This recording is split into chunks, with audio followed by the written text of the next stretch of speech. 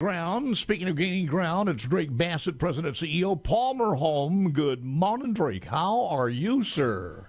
I'm doing great, Paul. Great to see you again. It's good to have you. Good to see Great you, to be sir. here. I know that you're clustered and been kind of quarantined to get everything done for a while, so they won't let you leave, and you've got everything ready. Where do you think we are right now? Are we ready for this on Thursday? Yeah, I think we are. I think we're actually really, really excited.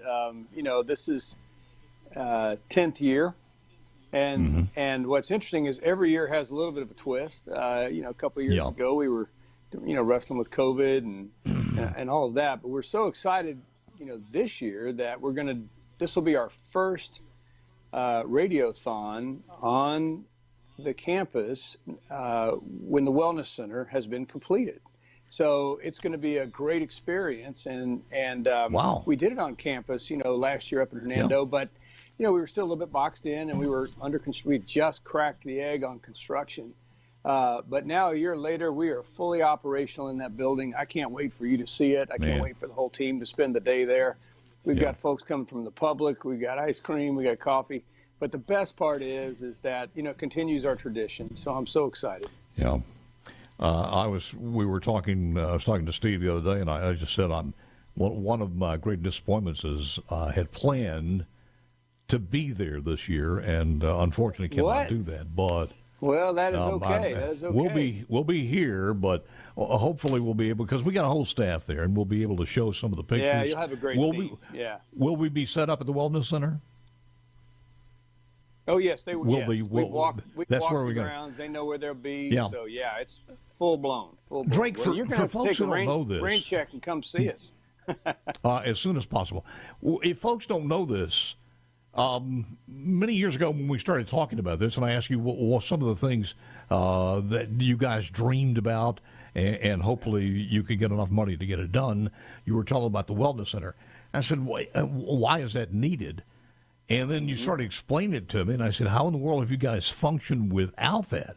I mean, you have a lot of kids that, number one, you have a lot of kids that come in there. Most of them come in with a lot of baggage, and you just can't take them outside in the hall. You need a place to do that. But to be what you guys want to be for the future, and I mean years and years and years after you and I are not any longer associated with it, it has to be. So tell me a little bit about the Wellness Center and what it has. I think that's a great way to think of it, Paul.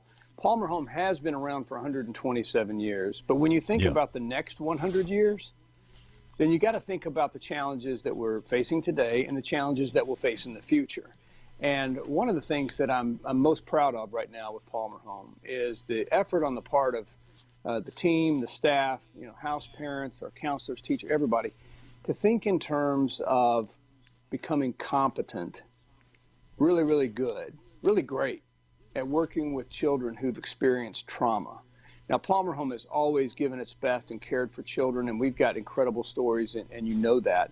But you also know, because you're familiar with the world, that there are a lot of things happening out there that children at age 5 or 7 or 9 or 12 or even ever should see or experience. But that's what's happening.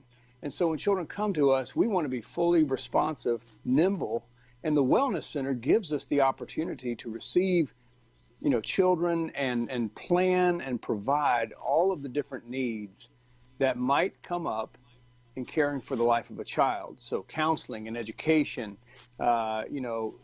rooms for families to come and work together on either being reunited or learning how to be a family together, or training foster families, or providing our whole child. So many resources that we're able to give not only to our children in care and our staff, but also to the public. We see ourselves, heading into new territory in the future, and we're just very excited and grateful that building is up and going. I think one that you didn't mention is one of the most important, is when in the middle of the night people bust down the door to save these kids, that the Palmer Home has a history of keeping these kids together, brothers and sisters, and not separating them and tearing them apart. And I just think that is invaluable. Well, just a few weeks ago, we took in a sibling set of several children together. And if you imagine everything going on in the chaos and the confusion and the sadness that comes with complications when families are struggling and things have gone sideways. And, we want to help those families.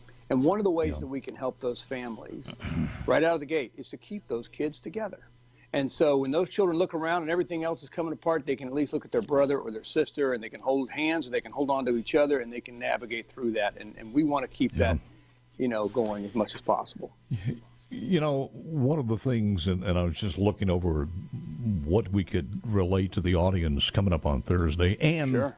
Radio is kind of like the Palmer home. You're not the same people you were last year. We've added every week, every day, we add more and more people to the audience. So a lot of people are not familiar with this. So that's number one. But number two is multifaceted to the point of not just kids there, but the adoption process, reuniting that child with a parent or parents once there is a rehabilitation. There's just a lot of different ways and services that you guys create miracles out there with the help of people who make those miracles happen by donations. I think you put your thumb on it because it is a miracle. It is a transformative process where we believe from a faith standpoint that if God can use us to help keep a family together. Now, when you think about it, these people don't appear out of anywhere. They started out as a family, and for whatever reason, the family is struggling through a window of time. And our hope is that in some way, to the best of our ability, we can put that family back together. And if that family can do that, then you think about all the possible steps in between. It might be that it takes 5 months, or it might be 5 years, or it might take a lifetime. But the bottom line is we want to be responsive to where people are in the process, and they're going through a lot. And so, yes, we do want to help families. If we can keep it together on the front end, great. If not, we are there to provide a home, a safe place for a child that needs to come into our care. Have you guys had the conversation in the front office as far as Palmer Home is concerned, what changes need to be looked at or anything because of Roe versus Wade and that decision? Yeah, I appreciate that. The reality is that Palmer Home has always been in a position, regardless. You know your history, Paul, and you think back that these organizations were born out of candidly the South's recovery from the Civil War, Children on the Streets. We also went through tough times in 1930, as the Great Depression, where people were put under pressure because of decisions and choices. This particular decision and choice might mean an increase of younger babies, of course, and so we just stand ready to support and help any child who needs it.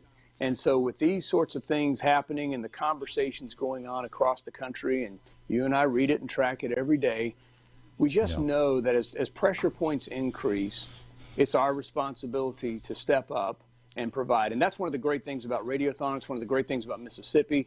Mississippi gets it. Mississippi understands there's political tension. Mississippi understands that regardless, you step up and you do what's best for your neighbor. And that's what's made Palmer Home exist for 127 years, and that's what makes Radiothon so great on Thursday. I don't think we've ever had an ideal year where there's something on the negative. There's always something out there, and this audience always comes through. But this year we have an economy that is not the best in the world, and it's one of those things we'll just have to work through, and I think we will. I look forward to talking to you and getting this thing done. Well, I'm excited, Paul, and let me just say thank you to you and to the whole team for being so supportive. You're right. We've got a tough economy on our way, but every year the people of Mississippi continue to bowl us over with their generosity, and we look forward to that on Thursday. And thank you again for all that you do. We will do all we can, and the clock is ticking. We'll see you. We'll see you on Thursday. Great to see you as always. Take care. Drake Bassett. You got it, man. President